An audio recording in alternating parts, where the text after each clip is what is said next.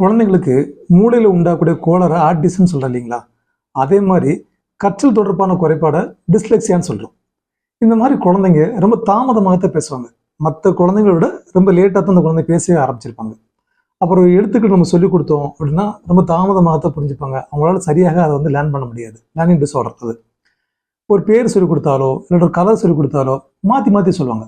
இப்போ அப்பாவை வந்து மாற்றி சொல்லுவாங்க, கலர் வந்து பச்சை ஊதாமாங்க, ஊதாவை மஞ்சள்மாங்க. இந்த மாதிரி மாற்றி மாற்றி பேசுவாங்க. அப்புறம் கொஞ்சம் வளர்ந்து ஸ்கூலில் சேர்த்தோம் அப்படின்னாக்க அந்த ரைம்ஸ் படிக்கல, மனப்பாடம் பண்ணுறதுல ரொம்ப தடுமாறுவாங்க.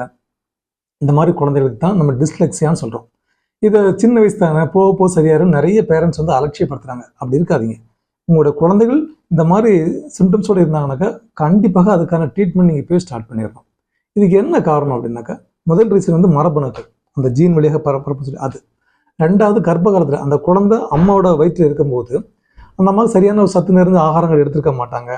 சில ஃபாரினர்ஸ்லாம் பார்த்தீங்கன்னா ஸ்மோக் பண்ணுவாங்க, ட்ரிங்க்ஸ் பண்ணுவாங்க. இந்த மாதிரி இருக்கிற குழந்தைகளுக்கும் பேரண்ட்ஸுக்கு இருந்தாலும் குழந்தைங்களுக்கு வந்து பரவுது.